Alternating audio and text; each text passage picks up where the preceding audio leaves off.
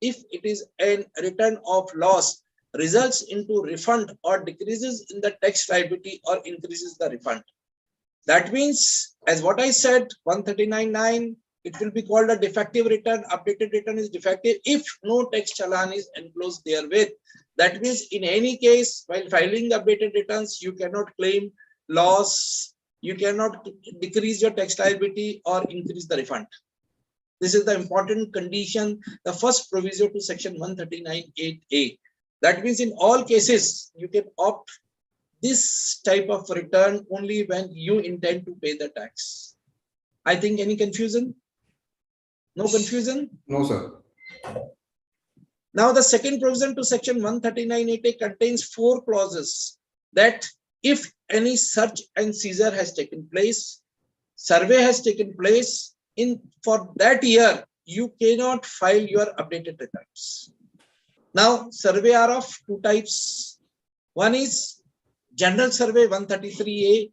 One is TDS or TCS survey under section 133A within bracket 2A. If it is a TDS TCS survey, in that case, still you have the option to file your updated returns. But if it is a general survey under section 133A, you cannot file your updated returns for these years. And any search has taken place during that period, you cannot file your updated return. Third provision to section 139.8a contains 6 clauses. Assessment completed, information received under section 90 and 90A, as per FERA, as per Benami, transactions, money laundering. Even in that case, you cannot file your updated returns. Means these are the riders which, if are applicable on any person or who is covered under these things, cannot file his updated returns for those years.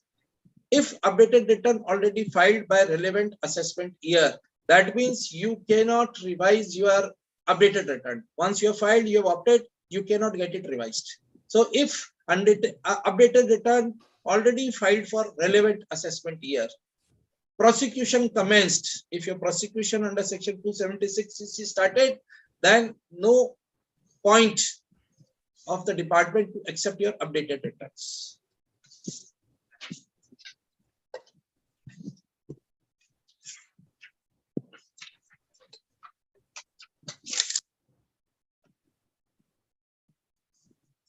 Now the next proviso that is more important and is a clarificatory in the nature is, there are 2 types of losses. One is interhead, one is intrahead. Intrahead means during the year, intrahead is carry forward of the losses. Section 70, 71, 72 states about that. So when can an updated return not be filed? We are still continuing with the same. This is again a proviso which says updated return is a return of loss, then cannot be filed under section 139.8a, whether it is after inter-head adjustment or intra-head adjustment. The term return of loss has not been defined in Income Tax Act, but in section 139.3, section 80 further deals with submission of loss return, no carry forward of the losses. Means in any case, if updated return is a return of loss, means still the loss persists, it has not been converted into positive income, then it will not be covered under the updated returns. Now, losses under one head or the total less, as what I said, interhead or intrahead. So how the term return of loss be interpreted, whether it includes losses under any head of income, can file, but total income is positive. Means under one head it is a loss, under another head it is a gain, but still if the overall income is gain plus, you can file your updated returns. Losses under any specified head can file as per section 139.3, but total income is positive, or carry forward losses under specified head. In intra head के अंदर अगर carry forward होगा तो आप तब भी file कर सकते हैं, but overall income should again be positive. Total income is negative, total loss, cannot file your updated returns. So these are the preconditions attached under the section and under the provision.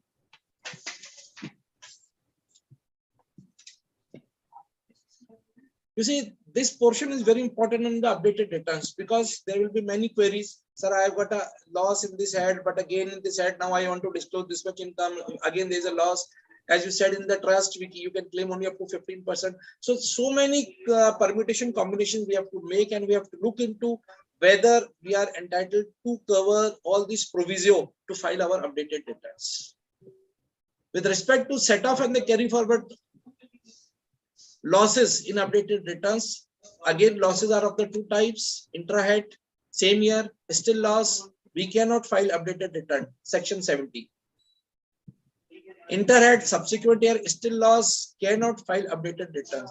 Means anyhow the government has reminded you that you have to pay tax, then only you can opt these schemes. Otherwise, you cannot come forward and face the provision of section 148A, which we'll discuss later on. Carry forward of unclaimed losses to the subsequent years, only those losses. On account of these adjustments, because when you are going to include some income, your carry forward losses are naturally going to be disturbed. So you have to rearrange your carry forward losses. And if your subsequent years, suppose you have disclosed in assessment year 2021, then you have to look your returns for 21, 22, 22, 23 also to get them revised or to be adjusted after carrying out such disclosure of the income. So this is more important. And if suppose you are disclosing income in 1 year and not in second year, but your carry forward losses get disturbed, then you have to again revise your return for the subsequent years. This is the important aspect in this issue. Any query, sir? Any query? No, sir.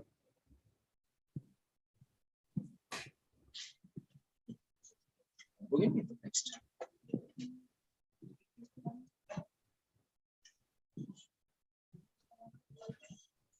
Does a return of loss include a return with unabsorbed depreciation? Losses are again two types: business losses or losses on account of depreciation. Yes, can be filed subject to other conditions of section 139(8)(a). This has been decided on the Nectar Beverages and Private Limited versus DCIT 2009 182 Taxpen 219 SC, where held that depreciation is not a loss, not an expenditure, not a trading liability. So if it is a carry forward of the depreciation, still you can file the revised return or this updated returns. Now the last point is, in case updated return results in the lower tax liability.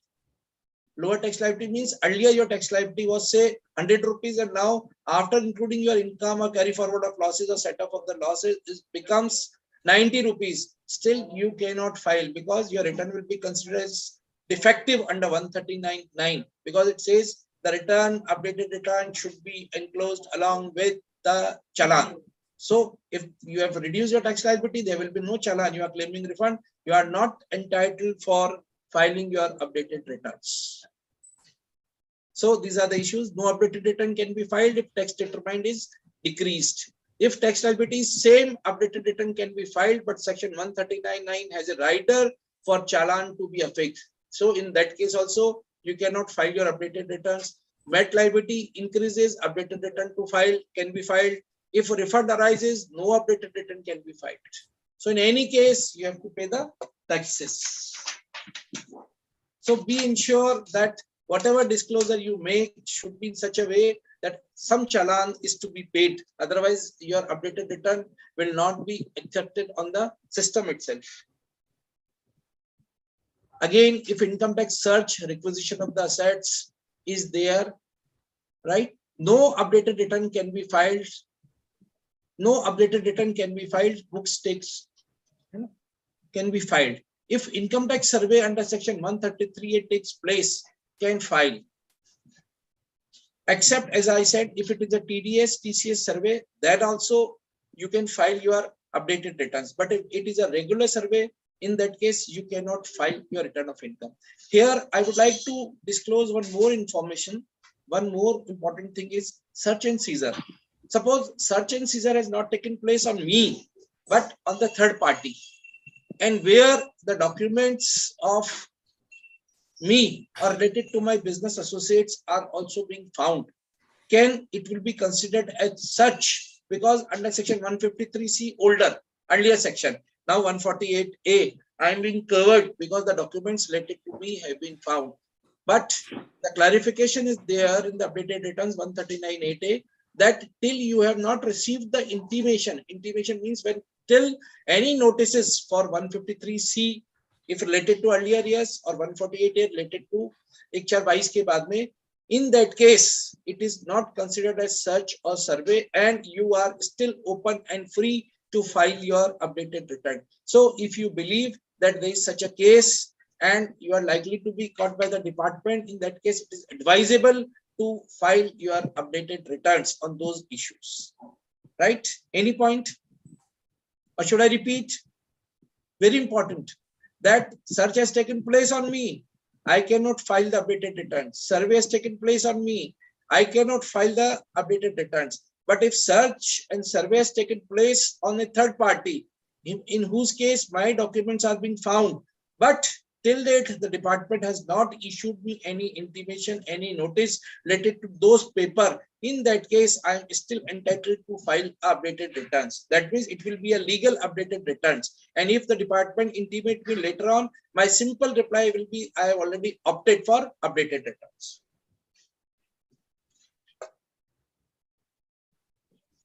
Revision of the updated returns already stated. Again, this proviso is there that no revision of updated return can be made. Whatever you have filed is final. You cannot revise your updated returns.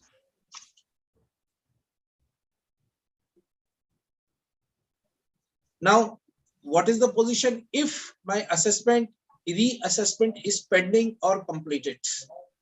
Assessment, reassessment is pending.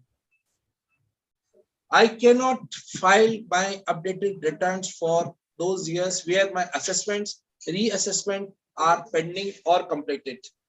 However, there are certain exceptions where only intimation under section 143(1) is received. Assessee can file. This is as per the ACIT versus Rajesh Javeri Stockbrokers Private Limited 2007 161 text. As per the decided cases, the government has also taken the exception that if only 143(1) has taken place and now no assessment under section 144, 143(3) has been made or 153A has been made, in that case, you can opt for these returns. Similarly, if notice under section 148AB received, but order under section 148AD not passed, a very new thing, 148AB has been received. That means the department has inclined to show that certain income has been concealed or undisclosed by you. 148AB, as you might have come across, these cases, or later on when we discuss about the provision of section 148AB in view of the Supreme Court decision. So 148AB means the department is only intimating or asking you that certain information has been concealed, income has been concealed, etc. 148AD is after considering your reply, the order has been passed to issue the notice under section 148, right? So 148AB is that the department is only making the inquiry or granting you the reasons that we believe that this income has been concealed or has not been disclosed by you or undisclosed. And 148AD is after receiving your reply, satisfactory reply, the AO believed that the 148AB is a fit case for issue of the notice under section 148. In that case also, if it is only 148AB, you can file your return. But if it is order under section 148AD, you cannot file your return. I think any confusion, sir? No, sir. No?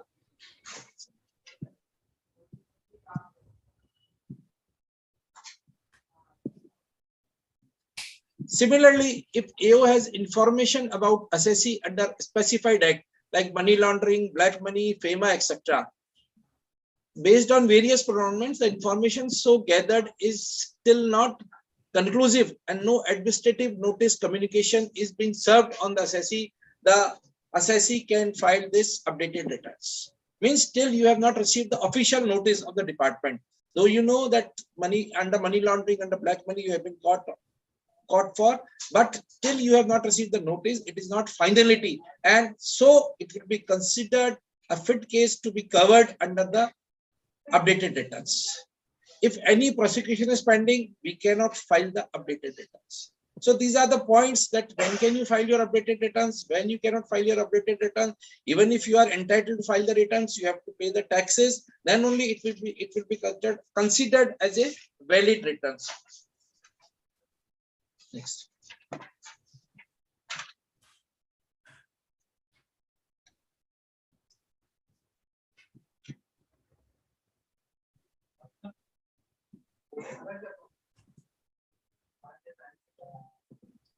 Now it is tax computation of the interest fee on updated returns.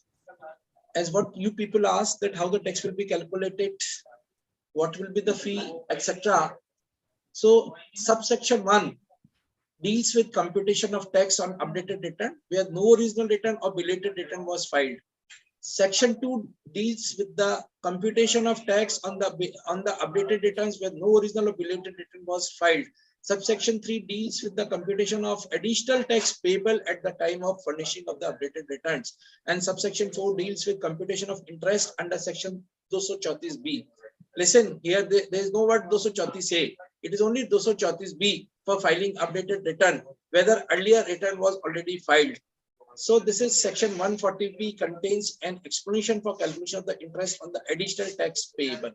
So how the interest tax will be levied has all been defined under section 140B under this proviso in case of updated returns are filed. These are the various proviso. I'm just defining. Now I am coming on the explanations.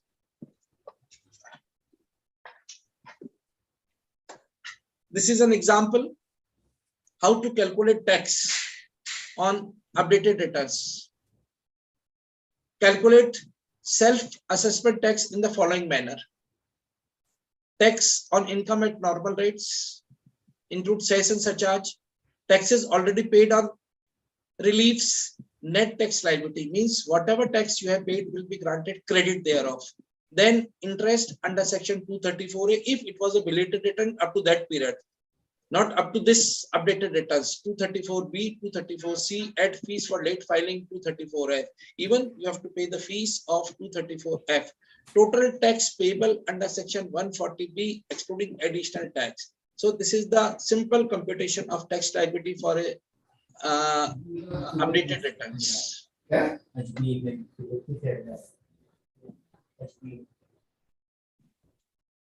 Next.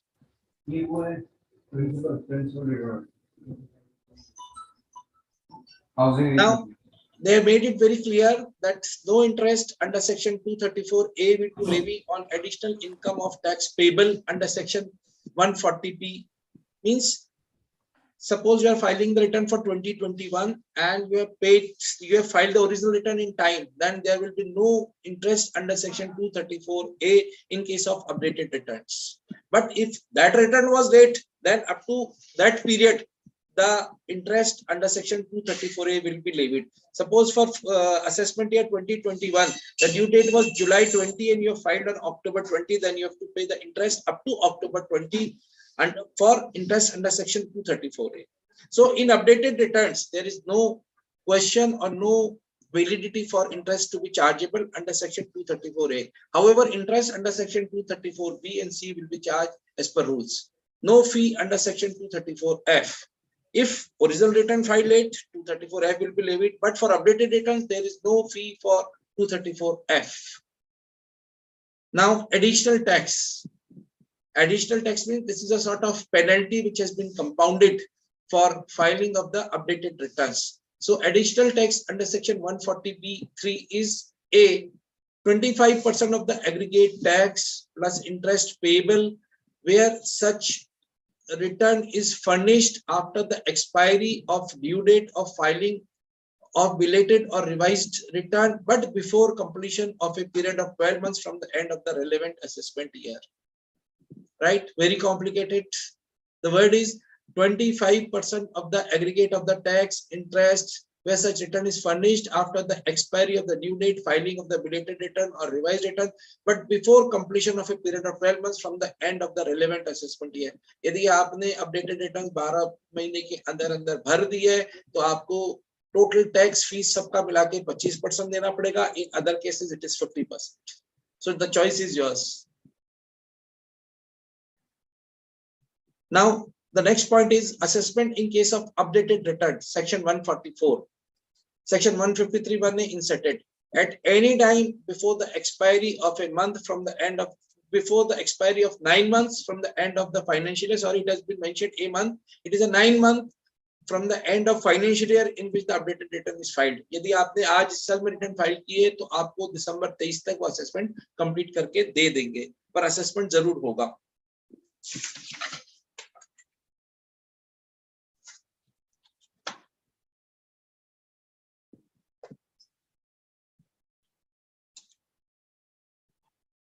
Now it's a simple chart, illustrative, that yes.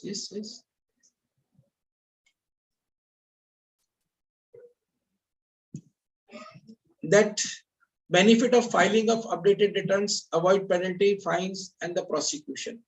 It is a simple chart that what will be the tax rate, what will be the interest under section 234 234C, penalty under section 2, penalty under section 270A, additional income tax, prosecution.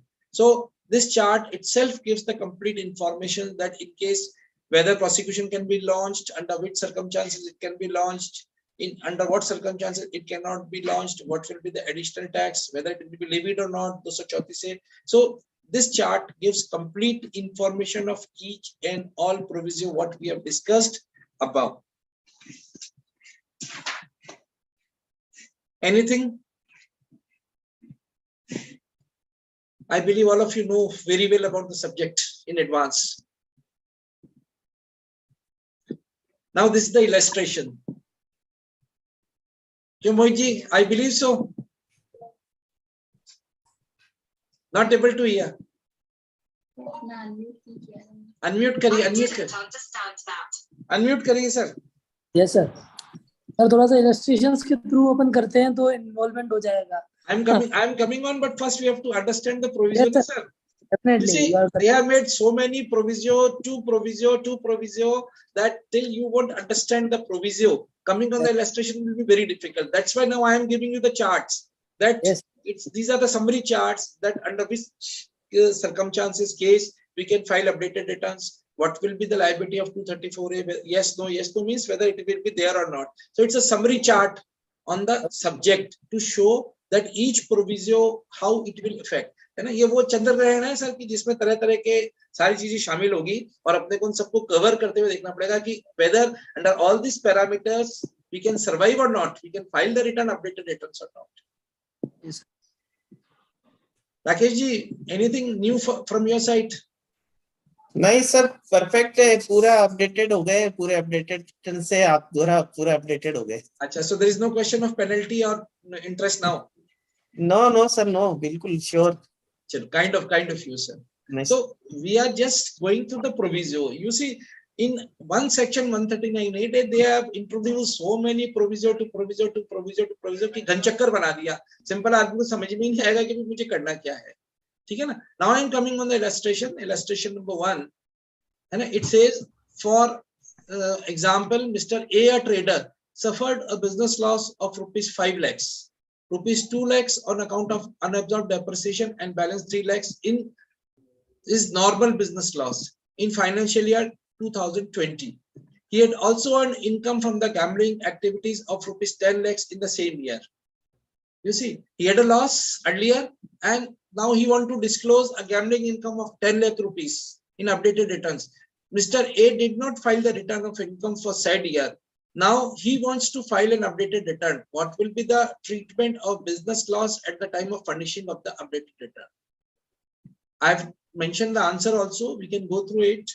Is means earlier he had a loss, 2 types of losses, carry forward for the depreciation loss, business loss 2 lakh rupees. Because he has not filed the return, naturally now he cannot claim the carry forward of business loss. Agreed? right? But the depreciation loss can be carried forward. So the answer is, in the given case, Mr. A had only income from the gambling activities. The income from gambling activities is charged to tax at the rate of 30% on the gross basis, flat rate, no exemption, no tax slab, 30% at a flat rate. Thus, no loss is allowed to be set off against such income. वैसे भी gambling income में कोई भी loss को set off नहीं कर सकते हैं. And the same shall be required to be carried forward to the subsequent year. However, as Mr. A had not filed the original return earlier, the normal business class of rupees 3 lakhs shall not be allowed to be carried forward, but he may be able to carry forward the unabsorbed depreciation of rupees 2 lakhs. So what will be his tax liability in case of updated return is 3 lakh rupees plus byaj plus surcharge, etc. if any, plus if he filed within 12 months, it is 25% of the additional tax. Sorry. Yes, sir. Any issue?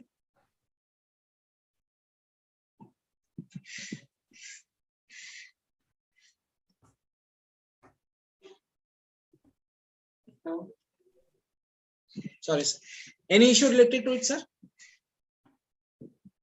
Well, this includes what we can carry forward, what we cannot carry forward, what we can adjust, intra-head, inter-head, and what will be my tax liability. It's a simple example.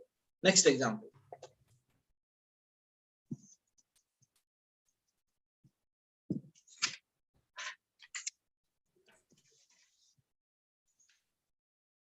It's a 3-page table, because I made a long, various plus minus I made thereon. So should we discuss, or you will understand yourself, sir? Please, you can discuss. Okay. I made 4 cases reported, right? The assessee has disclosed income declared in the original return under the various heads. Right now he wants to go updated returns, so I made some combination, case 1, case 2, case 3, case 4. Right, sir? I think you all can view very well. Yes, sir. Right. So it says the assessee has declared original returns: income from business 2 lakhs, income from house property 3 lakhs, income from short-term capital gain other than section 111A 4 lakh, income from other sources 5 lakh. So his net income was 14 lakhs for special rate and general rate in the original return. Now in the case, if we take case 1,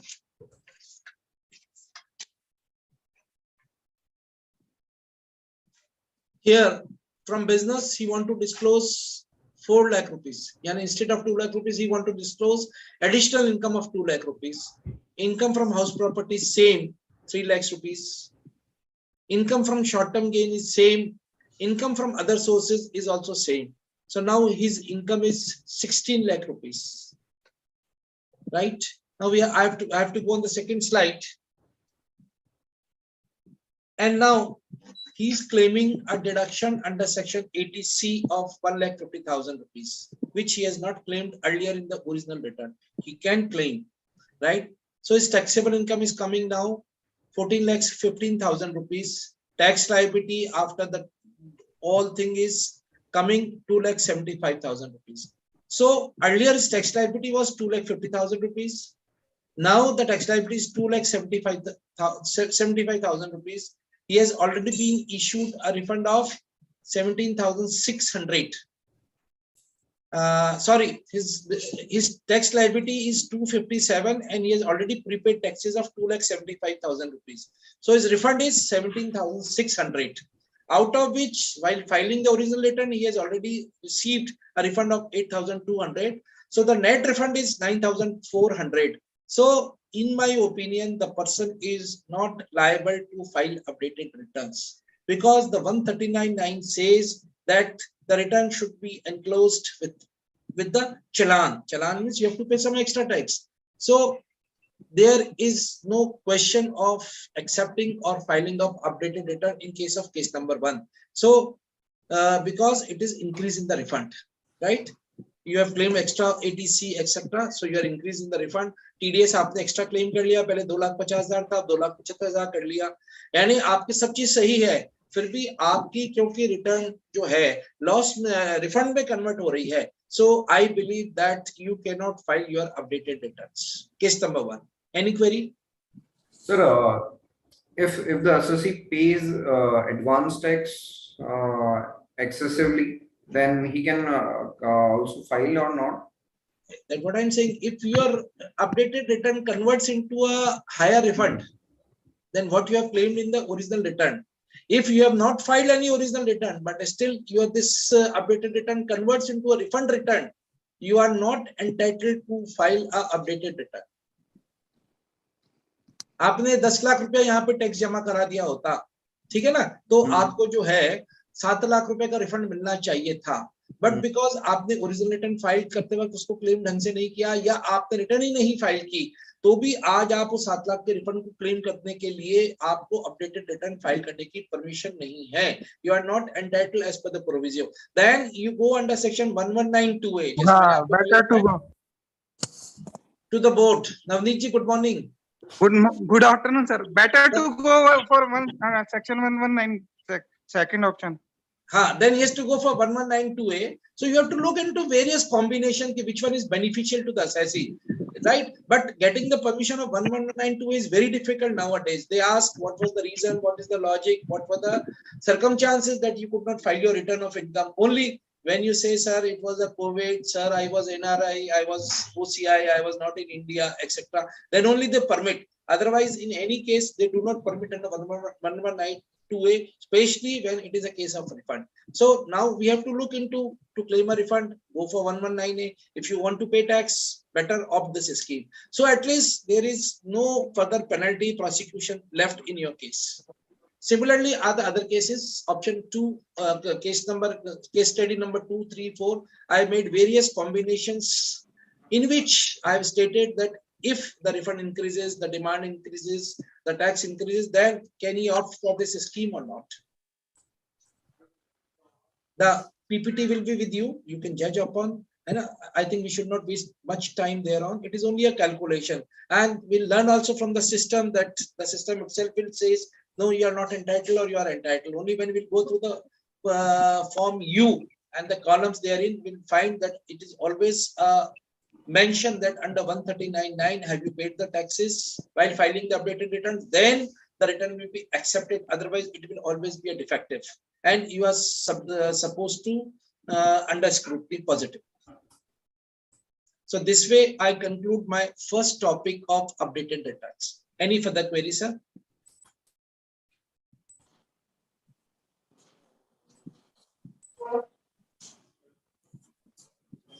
sir ये 1192 में कोई time limit नहीं है क्या इनका decide करने के लिए? 1192 is a power with the board. But वहां से कोई रेस्पॉन्स ही नहीं आ रहा, काफी एप्लीकेशंस पेंडिंग चल रही नहीं, आपका रिस्पांस नहीं आ रहा है तो have you given the reminders? नहीं, but as per law, is there any time limit for? No, there is no time limit. It is purely a mercy of the board that whether they consider it or not. Okay. It is their mercy, isn't it? And for the mercy, there cannot be any time limit. It is their judgment whether they consider it, do not consider it. But once you file, naturally they will reject it or accept it. How much time they will take, we don't know. Okay, sir. So there is a query. Amit Agarwal wants to see the slide number 3 again, sheet number 3. Pardon? So you want to see the sheet number 3 again. Please show. Sheet,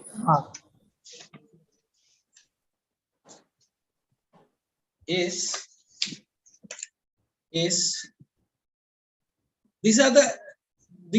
is the preamble why the government has come out with this particular section. The tax calculation sheet. Tax calculation sheet is not sheet number 3. It is sheet number. It is sheet number 19. It is a simple tax calculation sheet that what was your earlier tax liability, whatever the reliefs you have claimed, whatever you have paid is now your net liability. Means liability is always there while filing the updated returns. You cannot claim any refund in updated returns. Basic thing. जो government ने इतना जाल बुना है 139(8) के अंदर, इसीलिए कि थोड़ा टैक्स आवे गवर्नमेंट के पास. Yes, sir. Anything else?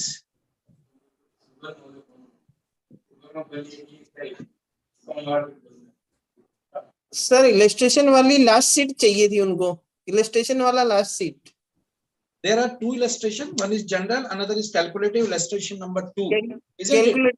Calculative वाले की लास्ट सीट चाहिए थी. I will send you the PPT. You can share it accordingly, sir. Isn't it? Because making a calculation is of no sense. I will share it with you later on, sir. It only, okay. I have made few permutations and the combination that under these circumstances, if income increases, decreases, tax liability not paid in advance, TDS not claimed, TDS now claimed, ATC, ATD, etc. claimed now, not claimed earlier, what will be the position? Naturally, ultimately, either my tax liability will increase or my tax liability will decrease, or my refund will increase or my refund will decrease. But in any case, only when I have a tax liability finally for filing of updated return, then only it will be accepted. Otherwise, it will be rejected. This is the only thing. तो जो मोटी चीज है वो है कि आपको tax भरना है तो आप अपडेटेड रिटर्न में आ जाइएगा, फिर आप भूल जाइएगा सब मैंने ज्यादा एडवांस टैक्स जमा कराया, मैंने ज्यादा टीडीएस जमा कराया, मैंने एटीसी क्लेम किया, एक्सेट्रा. नहीं, आपको अगर टैक्स पे करना है चाहे 1 रुपया ही टैक्स पे करिए, लेकिन आपको चालान के साथ ही अपडेटेड रिटर्न एक्सेप्ट होगा. So in any case, you cannot claim refund while filing updated returns. Updated returns should be filed only in those cases where you file that there are a lot of variations in the income disclosed and the information with the department, or any such survey has taken place in case of third party, and you believe that your papers are also included therein. In those cases, one should positively opt to save from the prosecution and other penalties. Any further queries, sir? You see, these are the major proviso. Once we have discussed today, once you will read out again and again, then only we'll learn. And once we go on a system, we'll do some practical 1-2 return will be filed. Automatically, we'll understand what are the provisions. This is only to make fresh in your mind that see, the government has come out with this scheme. These are the proviso. And if anyone asks, "Sir, मेरे को refund मिल जाएगा क्या?" तो हम ये ना कह दें client को कि हाँ भाई तेरे को refund दिला देंगे. No. There will not be any question of any refund. Make sure. ठीक है ना, कई बार हम कमिट कर जाते हैं, हाँ साहब आपने तो टैक्स भरा हुआ है, रिफंड मिल जाएगा, updated. No, these are not updated returns in regular. Then you ask him to opt 1192A. ठीक है ना, and there, if you are lucky enough, your client is lucky enough, you get the benefit, you can claim the refund. But there you have to come out with the specific reason that why the return was not filed earlier, or what was the reason. Any further queries, sir?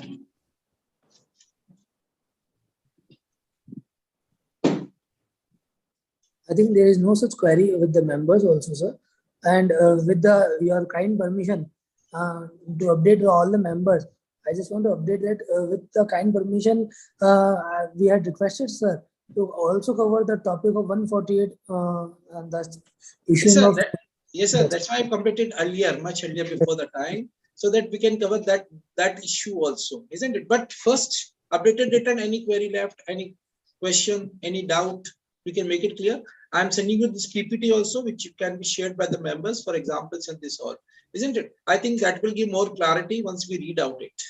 You have to read out along with the act, because the proviso is more clear in the act. Here we have made in a summary manner. So one will go through the section proviso, read with the act. I think the doubts will be more clear. But these two illustrations covers probably all the proviso of the section 139(8).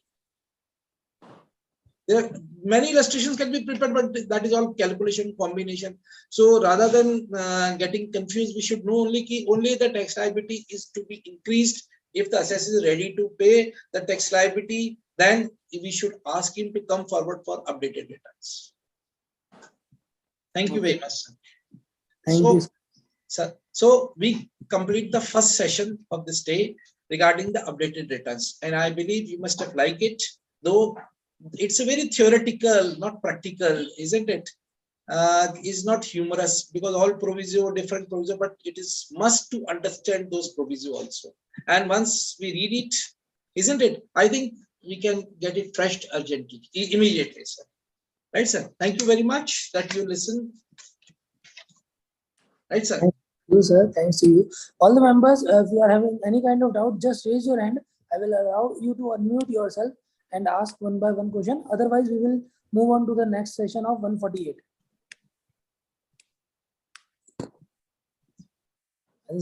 I think, sir, no question is there. Once the people will do the question. All people already know everything in advance. No, sir, just they are supposed to file by themselves, and then the issue will arise and they will definitely come to you. And I will definitely share all the PPTs of you to the registered email ID as feed by them in the G form. And sir, we can move on to the next session of 148. Next session. Thank you very much, Chairman, sir. Right, sir. We the next is 148A. Right, sir. A very complicated. But I'm not discussing what is 148A, what is 148. I'm only discussing what are the effects of judgment of the Supreme Court. You all are aware that Supreme Court has decided 9,000 writ petitions plus 90,000 alags which are pending in the various high courts, and it has given few very clear points on 148A, confusion on 148A, 148. I believe I need not discuss, but let me brief again what is 148 and 148A. Right, sir? Before 1421, or as per the Finance Act 21, we were dealing with section 148. 6 years. The department had time for 6 years for reopening of the past assessments or past returns. By the Finance Act 21, we came to section 148A. That means 148A was redundant and 148A was reduced, which says only for last 3 years. Right, sir? For last 3 years means from the end of the financial year, last 3 years. Plus, so now after the judgment of the Supreme Court, the deliberations of the Supreme Court, we find it more difficult that what will be the situation of the cases where notices under section 148 has already been issued, right? And we are not in position, or we were not in position, the client is not approached in time to give the proper replies thereof, or what is the position of 148A where the client is not approached to you, and order under section 148 AD along with 148 has already been passed, right? So now the Supreme Court judgment is very clear, and it says make differentiation between 148 and 148A. What it says is that all notices issued under section 148, right, sir? You see, 148 means notices issued after 1420, but before 30 June 20. Sorry, 21, not 20. I'm sorry. 1/4/21 से 30/6/21 being the extended time, right? उस time के बीच में अगर आपको 148 मिला है, तो the Supreme Court decision deals with. If the notice of 148 has been received earlier to that, then it will be dealt in the same procedure as was being done. Make it clear. अगर आपको 1/4/21 से लेके extended period 30/6/21 के बीच में कोई 148 का notice मिला है, ठीक है ना, यानी आपका जो दिन नंबर है वो जनरेट ही 1 अप्रैल 2021 के बाद extended time 30/6/21 for the past 6 years generate हुआ है 148 के अंदर, तो उसको कैसे डील करेंगे? सुप्रीम कोर्ट ने इसके ऊपर बहुत क्लियरली कहा है, and we should welcome this decision because it is more favouring to the assessee then to the department feeling सब हम जीत गए हैं, but it is a win win situation for the assessee as well as for the department. Because what lies ahead for the disputed notices? So these all notices which has been issued within the extended time. So what lies ahead? Supreme court के decision के बाद में उन notices का क्या होगा जो कि 1/4/21 से लेके 30/6/21 एक्सटेंडेड टाइम के बीच के अंदर इशू हुए under section 148. So the Supreme Court has decided and has narrated and directed to the department that all such notices will be deemed only issued as issued under section 148A. Yani automatically those notices which has been issued under section 148A within this extended time will be considered notices issued under section 148A. यानी 148A के provision नहीं लगेंगे उनके ऊपर नए कानून 148A के provision लगेंगे, क्योंकि 1/4/21 को 148A चालू हो गया और 148 खत्म हो गया। तो उनका कि इसमें जो भी नोटिस एक्सटेंडेड टाइम में मिले 1/4/21 से 30 जून 21 के बीच में, वो सारे के सारे जो है 148A के नोटिस समझे जाएंगे। ठीक है ना। यानी now the department won't issue a fresh notice, but they have again given a line of action to be done by the department, that how they will be considered the notices issued under section 148A to 148A. That is, time started to supply reasons in 30 days.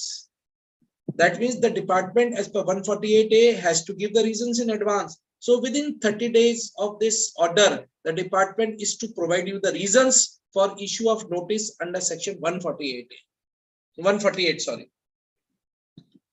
The third, Supreme Court has decided that a detailed SOP to be issued for the AOs, यानी system of operative procedure, systematic operative procedure, यानी department commissioner या chief commissioner या जो board है वो Eos को एक guidelines decide करेगा कि कैसे इन मैटर्स को डील करना है, कैसे रीजंस प्रोवाइड करने हैं, कैसे रीजंस को क्या करना है अपने साथ में। तो detailed SOP to be issued for the AOs. So these are the 3 steps which the Supreme Court has directed, that notices as issued under section 148 will be deemed only notices issued under section 148A. That means they will automatically convert into 148A.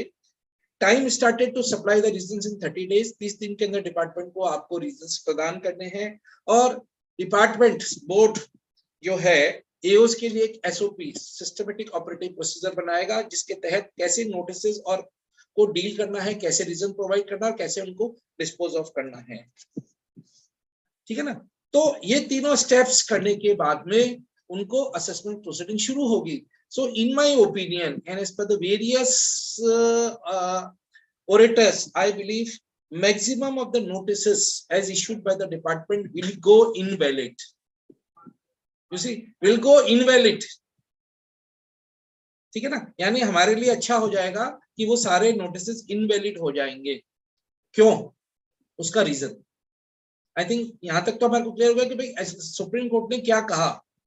ठीक है ना। और अब department को क्या करना है। Supreme court ने कहा 148 जो 148 के नोटिस है उसको आप 148 मान लीजिएगा, जो अगर इस एक्सटेंडेड टाइम में हुए, अगर 31 मार्च 2021 से पहले छुए तो वो तो 148 से डील होंगे, लेकिन अगर इस एक्सटेंडेड टाइम में हुए तो आप इसको 148 मान लीजिएगा।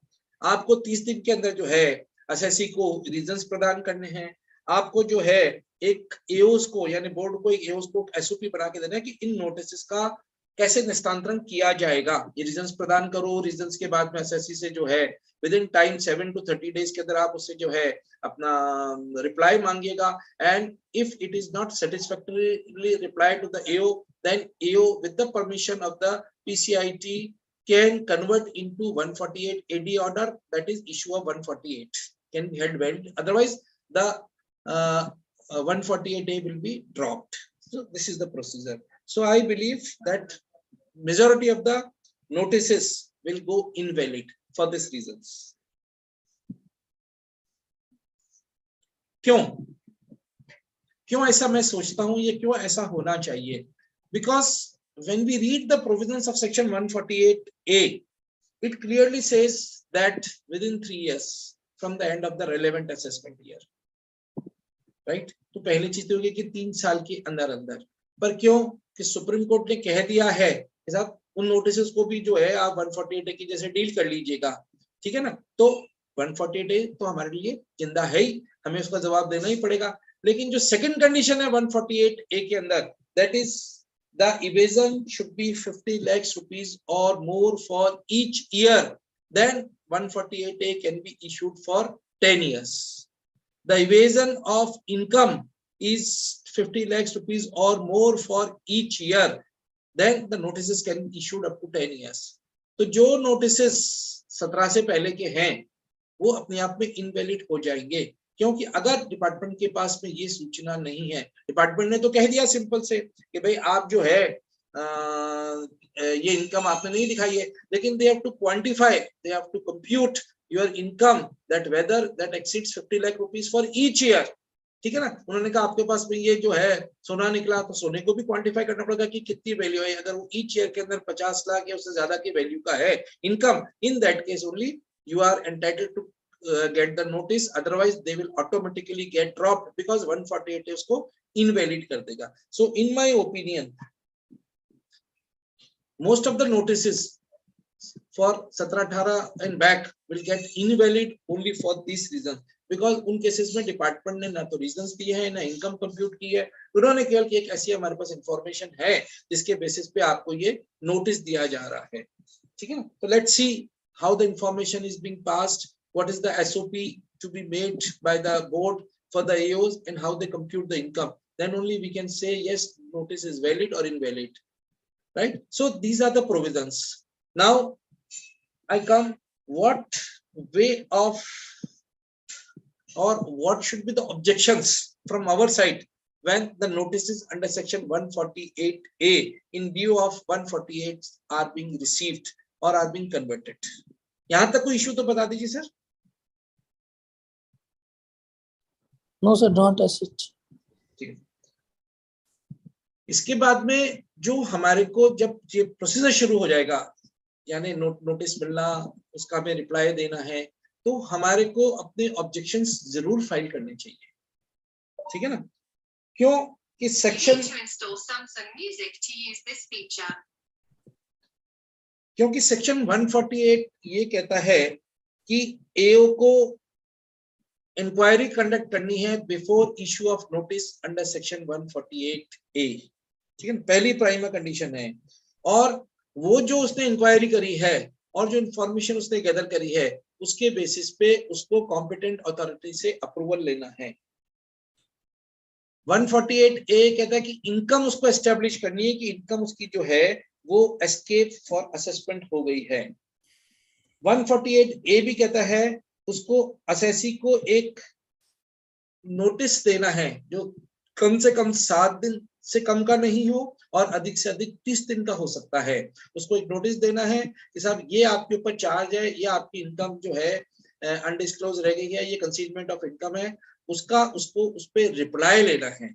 यानी first he has to provide the reasons, the income computed by the AO and the information gathered by him to the assessee. The assessee has to give a proper reply. The notice should not be less than 7 days but can be extended to 30 days. ठीक है ना, so ये भी ध्यान रखिए कि अगर आपको नोटिस 7 दिन से कम का मिलता है then again the notice under section 148A can be invalidated. So time limit granted by the AO. कई बार लिखते थे साहब 20 तारीख को नोटिस दिया, आपको 26 तारीख तक जवाब देना है, 27 तारीख को जवाब देना है, तो भी वो इनवैलिड हो जाएगा क्योंकि 7 दिन उसमें कवर नहीं हो रहे हैं. ठीक है ना, so provide an opportunity to heard notice not less than 7 days but not exceeding 30 days or extended time. Then 148AC कहता है उस रिप्लाई को कंसीडर करना है, जो असेसी ने रिप्लाई फाइल किया है उसको कंसीडर करना है. यानी एओ के पास में जब तक वो दो चीजें एस्टेब्लिश नहीं करता है that there is some information, as per information income is chargeable to tax or has escaped assessment, he has to conduct inquiry and such income is exceeding 50 lakh rupees or more for each year. तब तक सारे notices उनके invalid माने जाएंगे. ठीक है ना, इसके बाद उसका अलग प्रोसीजर है, draft assessment order, show cause, video conferencing etcetera, passing of the order. लेकिन जो सुप्रीम कोर्ट का डिसीजन है उसके बाद में ये क्लियर है कि जो काफी नोटिसेस है यदि हम उसको ढंग से डील करेंगे, ठीक है ना, अपने चातुर्य से डील करेंगे तो उनको हम इनवैलिड ठहरा सकते हैं फॉर द रीजन 148A. फिर मैं दोहरा रहा हूँ, ये कहता है कि एओ को इंक्वायरी कंडक्ट करनी है, इंक्वायरी कंडक्ट करके उसको एस्टेब्लिश करना है इनकम हैज कंसील्ड और income has escaped to tax, और वो जो इनकम है वो 50 लाख से ज्यादा है ठीक है ना, उसको कॉम्पिटेंट अथॉरिटी से पहले परमिशन लेनी है, 7 दिन कम से कम, 30 दिन ज्यादा से ज्यादा का नोटिस देना है, नोटिस देने के बाद में जो रिप्लाई आता है उसको कंसीडर करना है, और उसको कंसीडर करने के बाद इसको डिसीजन लेना है with the prior approval again with the competent authority, कि क्या उसने जो ये डिसीजन लिया है to issue the notice under section order under section 148 AD/148 is correct or not, ये उसको डिसाइड करना है, which is a very difficult game in such a short time granted by the Supreme Court. So, dear colleagues, I will request that as soon as you get this notices, your client get notices, kindly start work thereon. उस पे हमारे को सोना नहीं है, हमारे को कोई एक्सक्यूज नहीं लेना है, हमारे को जब एक्सटेंशन भी लेना है तो याद रखिए 7 दिन कम से कम, 30 दिन ज्यादा से ज्यादा का एक्सटेंशन भी आपको नहीं मिलेगा। दैट टू अगर 7 दिन से ज्यादा का एक्सटेंशन कि एओ ने अगर आपको परमिट कर दिया तो ही मिलेगा, आपने अप्लाई किया तो ही मिलेगा, अदरवाइज नहीं मिलेगा, ठीक है ना। So dear friends, I will request when we get such notices, kindly read the reasons, type of information sorry, for income chargeable to tax has escaped assessment, यानी एओ ने क्या रीजंस दिए हैं। कई बार वो बड़े वेग रीजन देता है कि साहब आपने फलाने पार्टी से ट्रांजैक्शन डील किए हैं, इसलिए मैं आपके उन ट्रांजैक्शंस को कंसील्ड इनकम मानता हूँ, कोई क्वांटम नहीं, कुछ पता नहीं कौन से बैंक अकाउंट से क्या, कुछ नहीं दिया, केवल 2 लाइन लिख दिया, तो वो रीजंस क्या है, टाइप ऑफ इंफॉर्मेशन क्या है, ये हमारे को जज करना है। उसके बाद में हमारे को ये डिसाइड करना है कि whether this is a fit case for income charge or income chargeable to tax or has escaped assessment. Then after receiving the reasons, type of information, kindly submit the objections in time or extended time.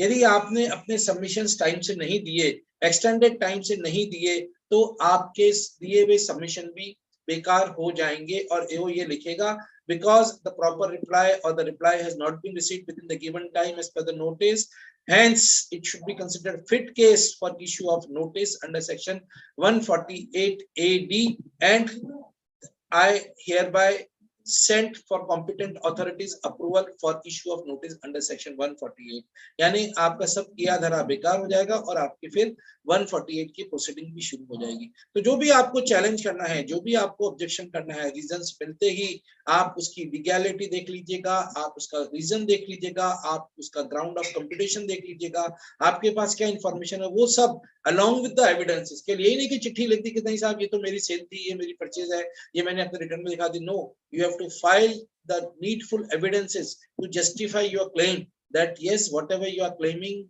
or getting the facts verified is as per the evidences available. So you have to submit all possible evidences in support of the claim and the objections, right? While submitting the information, if you feel that the AO is confused or the information is not correct as per you, or there are certain doubts, then you can refer to the AO, you can request to the AO. As per past, we used to say under section 133(6), हम क्या कहते थे कि साहब आप इस party को बुलाइए, हमको इससे क्रॉस ऑब्जेक्शन करना है, क्योंकि जो उसने कहा है, जो आपने सुना है, जो आपने उसकी प्री ली है, वो सब गलत है। तो आप अभी भी जब आप 148A का जवाब देंगे, रीजंस का जवाब देंगे, एविडेंस साथ में देंगे, तो आप साथ में ये भी रिक्वेस्ट कर सकते हैं एओ को कि सर आप इस मुद्दे पे गलत है, आप कृपया करके मेरे को इस पार्टी का, जिसके बयानों के ऊपर, जिसके इंफॉर्मेशन के बेसिस पे आपने मेरे को नोटिस दिया है, उसको मेरे से क्रॉस वेरिफिकेशन किया जावे सेक्शन 131, उसके द्वारा इंफॉर्मेशन ये सारी मांगी जावे अंडर सेक्शन 133(6), और उसके बाद ही आप किसी प्रकार का डिसीजन लेंगे। यदि आप ऐसा नहीं लिखते हैं तो एओ फिर फ्री हो गया कि वो अपना सेल्फ असेसमेंट, ये सॉरी सेल्फ जजमेंट ले लेगा, ठीक है ना। यदि आपने ऐसे लिख दिया तो मान लीजिएगा अगर एओ ने कोई एडिशन भी कर दिया तो आपके पास में अपील करते वक्त आप उसको चैलेंज कर सकते हैं कि साहब एओ was requested to make the roving inquiries on the subject, but he has not done it. So the basis on which the information gathered, information collected, provided to me is wrong, and I have already submitted all my evidences to the AO, which has not been considered by him. So this is the most important, that what steps do you take? For example, मैं भी आपको बताता हूँ एक case है जिसमें एओ ने 148A का नोटिस दिया। एओ ने कहा कि साहब एनएमएस इंफॉर्मेशन ये कहती है कि आपने 10 लाख से ज्यादा बैंक के अंदर कैश डिपॉजिट कराया। देखिए एक ही इंफॉर्मेशन को एओ ने कैसे घुमाया कि आपने 10 लाख से ज्यादा कैश डिपॉजिट की कैटेगरी में आ गया बैंक के अंदर, फिर उसी बैंक के अंदर दूसरी कैटेगरी पकड़ रहा है कि आपने 2 लाख या उससे ज्यादा कैश डिपॉजिट कराया। यानी एक ही इंफॉर्मेशन को उसने दो बार जगह गिना, ठीक है ना, और दो बार गिन के वो कहता है इस तरह आपने यहाँ तो आपने 47 लाख जमा कराए, यहाँ आपने 20 लाख जमा कराए, तो आपने टोटल मिला के 67 लाख रुपीस उस बैंक खाते के अंदर जमा कराए, इसलिए your case is fit case for issue of notice under section 148A। Right, हमने उनसे पूछा कि सर हमारा तो एक ही बैंक अकाउंट है, ये बैंक अकाउंट की कॉपी हम आपको दे रहे हैं, इसमें टोटल मिला के जो आप कह रहे हैं कि भाई 47 लाख जमा हुआ, बिल्कुल 47 लाख जमा हुआ, तो ये 47 और 20 जो 20 है वो कौन से मेरे बैंक अकाउंट में जमा हुए, वो कहां से लाए, और कैसे आपने इसको बढ़ा के 50 लाख से ऊपर किया, 67 कर दिया ना उसने, तो 50 लाख से ऊपर कर दिया, तो आप मुझे बताया जावे। अब ये का कोई जवाब नहीं है। लेकिन अगर मैं ये ऑब्जेक्शन उसके सामने रेज नहीं करता हूं तो he will issue order under section 148AD, ठीक है ना। ऐसे ही सिमिलरली कि साहब ये मेरे पास इंफॉर्मेशन आई है कि फलाने क्या छापा पड़ा, उसने कहा कि साहब जो है मैं तो जो है ये एडजस्टमेंट एंट्री का काम करता हूँ, और एडजस्टमेंट एंट्री के तहत जो है साहब मैं फलाने पार्टी के 400 करोड़ रुपए जो है रोटेशन में घुमाता हूँ। अब क्यों कि जिसका उसने नाम लिया 400 करोड़ का रोटेशन में घुमाता हूँ, उसका उसने कहा कि साहब ये मान लीजिएगा एक्स लिमिटेड है और उससे मैं मान लीजिएगा कुछ सामान परचेज करता हूँ, तो उन्होंने कहा साहब ये जो आपने ट्रांजेक्शन किया ये ट्रांजेक्शन भी आपका जो है अकोमोडेशन एंट्री का है। अरे भाई मेरी सेल परचेज है, it has already been subject to GST or the VAT, whatever the period is. Number 3, I have already been subject to myself searched for that period. मेरा सर्वे भी हो गया, मेरा सर्च भी हो गया, मेरा आपने 153A के अंदर सर्च का असेसमेंट भी कर दिया, आपने उस पार्टी का वेरिफिकेशन भी कर दिया, फिर आज आपको कैसे सपना आया कि साहब आप इसको कहते हो अकोमोडेशन एंट्री है। यानी there are many pleas department तक इंफॉर्मेशन पे बेस हो जाएगा, मेनी प्लीज जिसके बेसिस पे डिपार्टमेंट क्या कहा, इसीलिए हम आपको ये 148A का नोटिस दे रहे हैं, 148 का नोटिस दे रहे हैं। So all this points are to be considered and we have to challenge in a proper way कि नहीं सर आप इस मैटर के ऊपर गलत है, और अगर आप अपने आप को सही ठहराना चाहते हैं, यानी ये को सही ठहराना चाहते हो, तो kindly get me facts re-verified, cross-verified, call that gentleman who has made this statement, whether any information has been received particularly about me in case of search of that party। भाई जब मेरा नाम ही नहीं है, पार्टी ए का नाम है, party B का नाम है, मैं क्यों उसे ट्रांजेक्शन कर रहा हूँ, तो मेरा ट्रांजेक्शन थोड़ी गलत हो जाएगा आपके साथ। So there can be many reasons, मैंने आपको केवल एग्जांपल बताए, अगर हम उसको ढंग से उसको चैलेंज करेंगे तो हो सकता है those notices can be held invalid and will not be processed or will be dropped। so dear friends kindly take note कि अब समय आ गया, हमको जागते हुए रहना है। सुप्रीम कोर्ट ने 30 दिन का टाइम दिया है, 30 दिन में जैसे ही हमारे को रीजंस मिलेंगे, 7 दिन का समय मिलेगा मिनिमम, ज्यादा से ज्यादा 30 दिन का समय मिलेगा, उसमें यदि हम ढंग से अपने रिप्लाई पेश कर दें तो हमारे लिए ज्यादा अच्छा रहेगा। जिन लोगों को ऑलरेडी रीजंस मिल चुके हैं और उन्होंने अब तक रिप्लाई फाइल नहीं किया, काइंडली मेक श्योर कि वो अपनी तैयारी कर ले, अपने रीजंस की तैयारी कर ले। So the moment the revised intimation under 148A in view of 148 is being received, we can submit our reply to establish that income beyond 50 lakhs for each year has not concealed or the information gathered by the AO is गलत।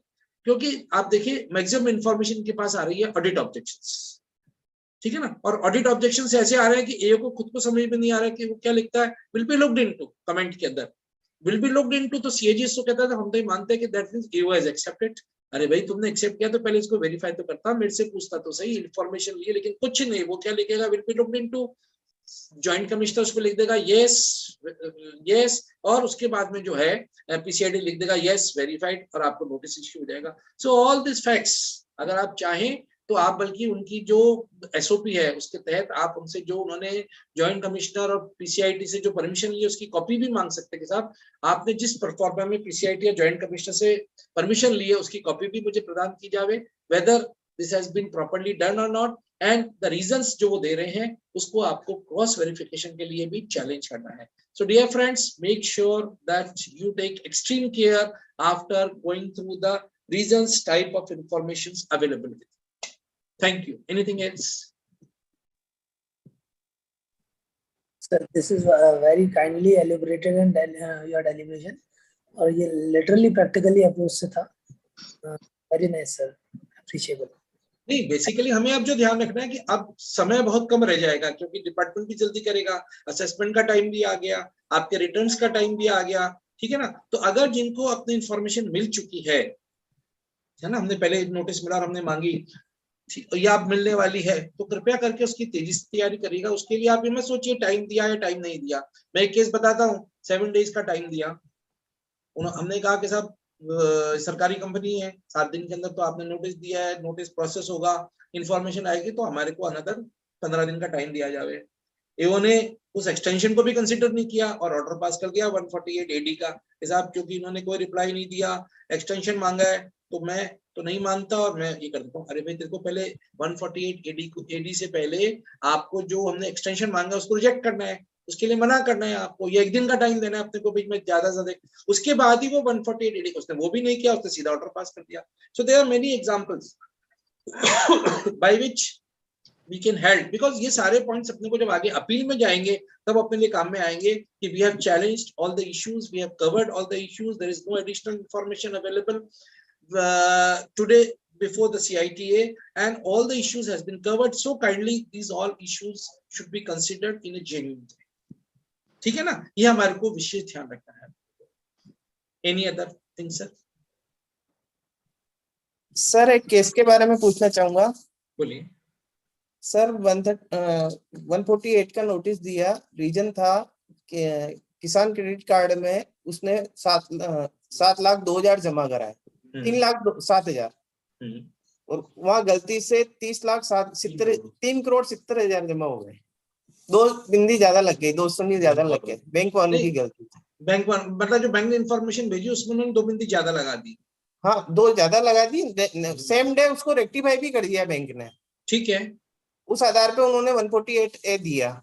ठीक है, लेकिन वो अपन ने affidavit भी दे दिया, वाकई में वो किसान है, 100% एग्रीकल्चरिस्ट है, मात्र 13 बीघा जमीन है उसके, कोई रिटर्न नहीं भरता, वो कोई कुछ नहीं करता है, लेकिन फिर भी उन्होंने 148 सेलेक्ट कर लिया। इसमें क्या रेमेडी हो सकती है, जबकि उसको उनको अपने किसान क्रेडिट के खाते की नकल वगैरह सभी दी थी, इवन एफिडेविट भी दिया था। नहीं, कब दिया आपने? जो आपको उन्होंने नोटिस दिया 148A का, तो उन्होंने आपको टाइम दिया कि 7 दिन के अंदर या एक्सटेंडेड 7 दिन के अंदर जवाब दे दिया था, बिल्कुल जवाब उसके बाद क्या, उसके बाद क्या किया उन्होंने? ऑर्डर पास कर दिया 148 का, जवाब को कंसीडर नहीं किया, और वो उन्होंने उस टेन्योर में 2 बार उसको अदला बदला कराई थी, 2 लाख रुपए जमा कराए थे, एक बार 3 लाख जमा कराए थे। वो आप तो 5 लाख का सोर्स ऑफ इनकम बताते हुए, सोर्स ऑफ आपकी इनकम मानते हुए उसको 148 का रिटर्न लगा हुआ, ऐसा बोल दिया उन्होंने।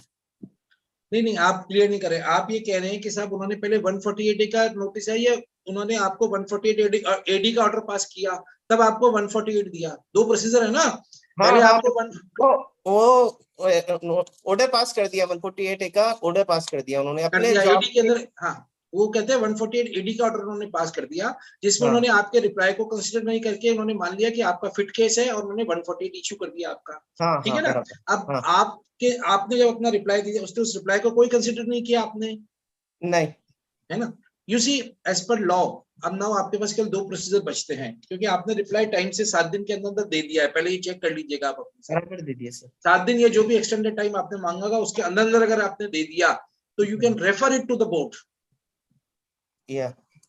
सीबीडीटी को आप रेफर करिएगा ग्रीवेंसेस के तहत कि साहब मैंने इनको 148A के नोटिस में ये पूरा जवाब दे दिया, बैंक का सर्टिफिकेट दे दिया, जो भी आप एविडेंस देना चाह रहे सारे दे दिए, which has not been considered while passing the order under section 148AD। ठीक है ना, यानी 148A में वो रीजंस दे रहा है आपको, 148 उसके बाद वो आपको अपॉर्चुनिटी दे रहा है कि जो मैंने रीजन दिया उस पर आपको कोई भी जवाब देना है तो दीजिएगा। फिर 148AD में आपने जो रीजन दिया उसको कंसीडर करने के बाद में वो पीसीआईडी से परमिशन लेने के बाद में 148AD का ऑर्डर पास करके फिर 148 इशू कर रहा है। तो यानी उसने वायलेशन कर दिया, उसने एक्ट का वायलेशन कर दिया कि उसने आपके जो रिप्लाई है उसको कंसीडर नहीं किया। ठीक है ना, और उसने नोटिस इशू कर दिया। तो आप चाहें तो इसको बोर्ड को रेफर कर सकते हैं कि सर ये मेरे साथ में जाती हो गई है, ठीक है ना, तो इसको देखा जावे।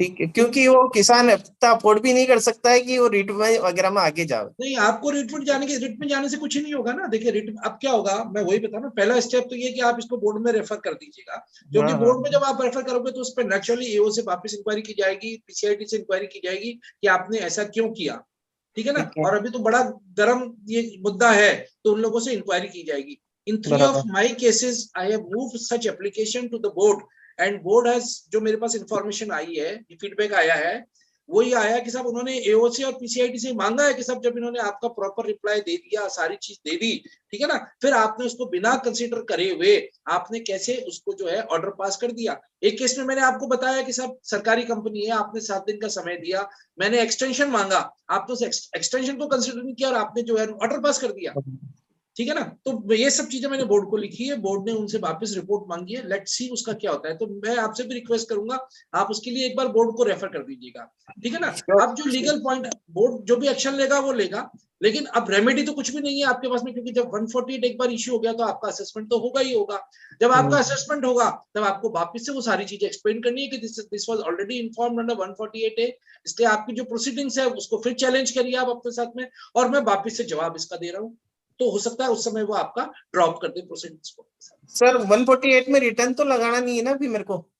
148 में तो रिटर्न लगानी पड़ेगी ना आपको, लगानी पड़ेगी, लगानी यही पड़ेगी, कहते हैं। उसके बिना वो पहले प्रोसीड कैसे करेंगे। पहले सीबीडीटी वाले ग्रीवेंसेस में जाऊं या पहले रिटर्न लगाऊं? मैं वो सर सोच आप रहा दोनों काम कर दीजिए ना भाई, सीबीडीटी तो केवल ये देखेगा कि भाई आपके साथ में ज्यादती हुई है आपके साथ, हूं। ठीक है ना। सीबीडीटी के पास ऐसी कोई रेमेडी नहीं है कि एक बार 148 एडी का या 148 का ऑर्डर हो चुका है तो वो उसको क्वेश कर दे अपने साथ, बराबर। ठीक है ना। केवल ये तो एओ के ऊपर और डिपार्टमेंट के ऊपर प्रेशर डालने की बात है कि यदि हम सब साथी लोग मिलकर इस तरह की चीजें बोर्ड को बताएंगे, ऊपर हायर अथॉरिटीज को बताएंगे, तो उन्हें पता चलेगा कि नीचे हमारे साथ में क्या क्या ज्यादती हो रही है, श्योर सर। ठीक है ना। तो वो अलग इशू है, वो तो आपको है कि एक आप प्रोसीजर कि भाई हम ऊपर वालों को बताएं कि देखो हमारे साथ क्या जाती हो रही है, रिटर्न आपको फाइल करना पड़ेगा, रिटर्न फाइल करने के बाद में जब भी नोटिस आएगा वापिस से आपको सारी चीज करनी पड़ेगी, लेकिन उस समय आप पुनः अपना जो है वो चैलेंज बरकरार रखिए कि साहब आपने 148 ए का जो नोटिस दिया या 148 एडी का जो ऑर्डर पास किया वो गलत किया, क्योंकि मैंने आपको ये सारा रिप्लाई पूर्व में ही उस समय दिया है, which you have not considered, ठीक है ना। तो यानी हर समय आपको अपने फैक्ट्स को, चैलेंजेस को टाइम टू टाइम करना है, और इसमें क्योंकि टाइम फ्रेम है 7 दिन 30 दिन से ज्यादा नहीं हो सकता, उस टाइम फ्रेम में अगर हमने नहीं किया तो हमारे पास अच्छे एविडेंस होने के बाद में भी वो सब नेगेटिव हो जाएंगे, ठीक है ना। सो मेक श्योर कि हम विद इन टाइम अपने सारी इंफॉर्मेशन वहां पे सबमिट कर दें अपने साथ।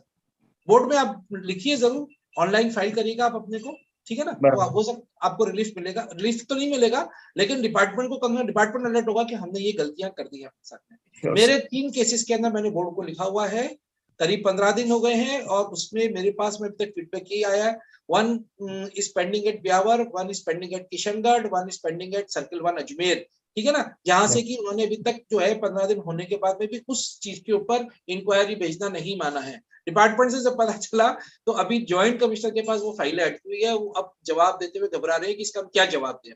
अच्छा, ठीक है ना। तो कम से कम हमने एक चैलेंज तो उनके सामने रखा कि भाई तुम ऐसी जाति मत करो हमारे साथ में, तो आगे कोई ऐसा केस आएगा तब तो सोच समझ के करेंगे कि भाई हमारे पास रिप्लाई आया है, एक्सटेंशन आया है, तो हमें इसको कंसीडर करना चाहिए।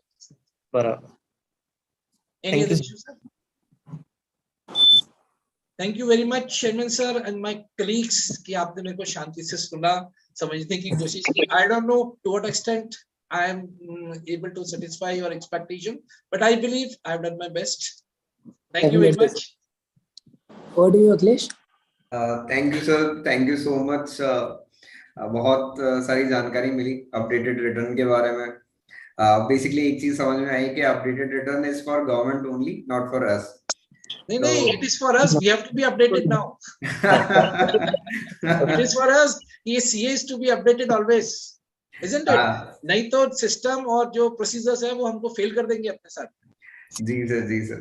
ठीक है ना, यानी अब हर चीज टाइम बाउंड है। अगर आपने, मैंने कहा ना 7 दिन 30 दिन जो मैंने बताया, अगर आपने नहीं किया तो ऐसे जी कहेगा सर आपने ये तो किया ही नहीं, फिर आप कैसे सीए बन गए, माफ करिए, he will say like this, और हम क्या जवाब देंगे। तो अपडेटेड रिटर्न्स का मतलब है कि updated CA.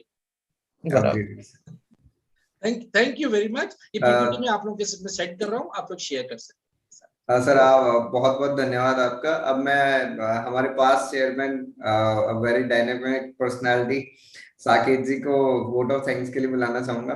Sir, Please, very Rakesh, dynamic over to personality you. and would be MLA of the Kishangarh. Say like this. I congratulate him in advance. नहीं नहीं इलेक्शन का सर टाइम आ रहा है sir, नवंबर में इलेक्शन है sir, isn't it? हम सबको उस समय भी अपडेटेड रह के साकेत कलाम जी को वोट करना है अपने। Sure sir. सर्वप्रथम सर आपको प्रणाम सर। ये सौभाग्य की बात है कि सर आपको बोलने का मौका दिया है वोट्स ऑफ थैंक के लिए।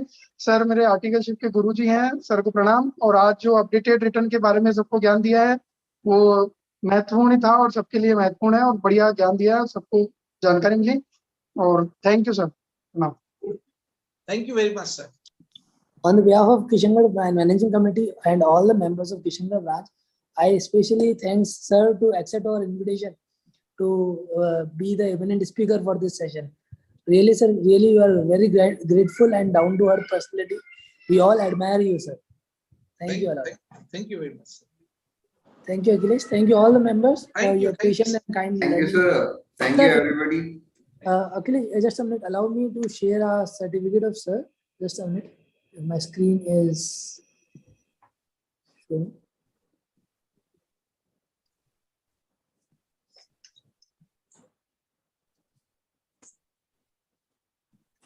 Sir, here is your certificate of appreciation on the behalf of Kishangarh branch of CIRC of ICI for the wonderful session from CA Sunil Purwalji for being the eminent speaker for today's session.